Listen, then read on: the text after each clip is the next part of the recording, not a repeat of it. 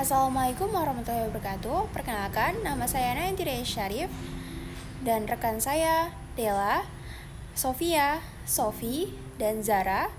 Kami ingin mempresentasikan tentang toko yang kami amati, yaitu toko buah Dava. Pada bab 1, kami akan menjelaskan mengenai latar belakang, tujuan proyek, dan profil UMKM yang menjadi objek penelitian kami. Toko Buah Dava merupakan usaha mikro yang bergerak di bidang penjualan buah eceran dan berlokasi di Desa Gesi, Kabupaten Sragen. Usaha ini telah berdiri sejak Januari 2025 dan dikelola langsung oleh pemiliknya, yaitu Ibu Kela Listianarta. Berdasarkan hasil wawancara, kami menemukan bahwa selama menjalankan usahanya, toko Dava Buah belum melakukan pencatatan keuangan secara resmi. Seluruh pemasukan dan pengeluaran masih mengandalkan ingatan pemilik sehingga sulit untuk mengetahui kondisi keuangan usaha secara pasti. Oleh karena itu, tujuan dari proyek ini adalah untuk mengidentifikasi transaksi keuangan yang terjadi, menyusun laporan keuangan sederhana seperti laporan laba rugi, perubahan modal, dan neraca, serta memberikan rekomendasi agar pengelolaan keuangan usaha menjadi lebih baik dan di masa mendatang. Melalui proyek ini, kami juga dapat memahami secara langsung bagaimana kondisi nyata pengelolaan keuangan pada UMKM dan menerapkan ilmu akuntansi yang telah dipelajari di perkuliahan. Jadi, pengumpulan data kami lakukan melalui metode wawancara, observasi, dan dokumentasi. Jadi, wawancara kami lakukan secara langsung dengan pemilik toko Dava Buah untuk memperoleh informasi mengenai aktivitas usaha dan transaksi keuangan. Nah, observasi kami lakukan dengan mengamati kondisi toko, perawatan, serta kegiatan operasional usaha. Sedangkan dokumentasi kami lakukan dengan mengambil dan kegiatan proyek diawali dengan kondisi kelompok dan pemilihan UMKM pada 2 Juni 2026. Kemudian kami lanjutkan dengan menghubungi pemilik usaha untuk meminta izin penelitian. Dan kemudian pada tanggal 5 Juni kami mulai menyusun daftar pertanyaan wawancara untuk instrumen pengumpulan data.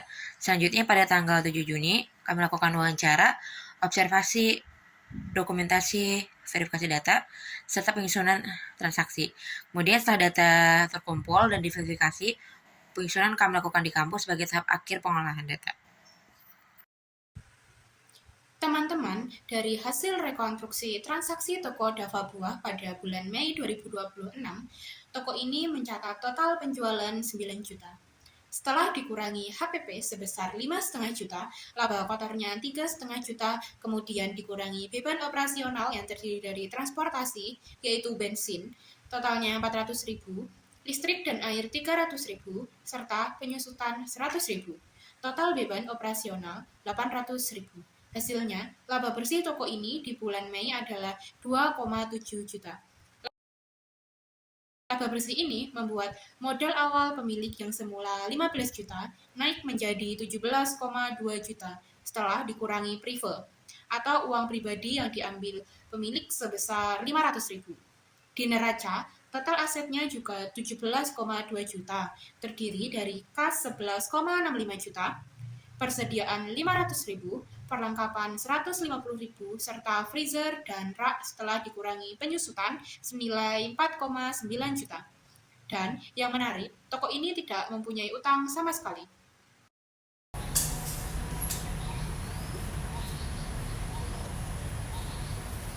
Baik, pada bab 4 ini saya akan menjelaskan mengenai analisis dan rekomendasi perbaikan dari usaha yang telah kami amati. Bagian 1, kinerja keuangan.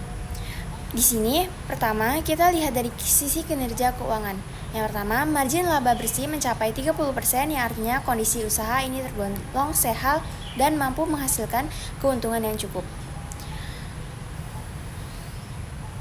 Yang kedua, arus kas. Usaha menunjukkan hasil yang positif, di mana kas meningkat sebesar 1.650.000.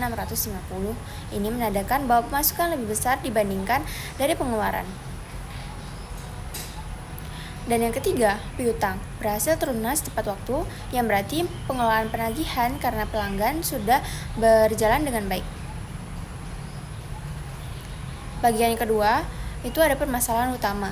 Namun, di balik kinerja yang cukup baik, terdapat beberapa permasalahan yang perlu diperhatikan. Yang pertama, Tidak adanya pembukuan selama 1,5 tahun hingga data keuangan tidak terdokumentasi dengan baik.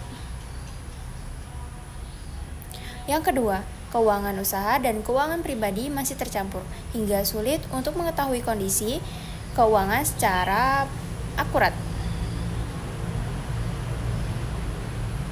Dan yang ketiga, tidak ada data atau bukti transaksi yang dapat menyebabkan kesulitan dalam pencatatan maupun evaluasi keuangan.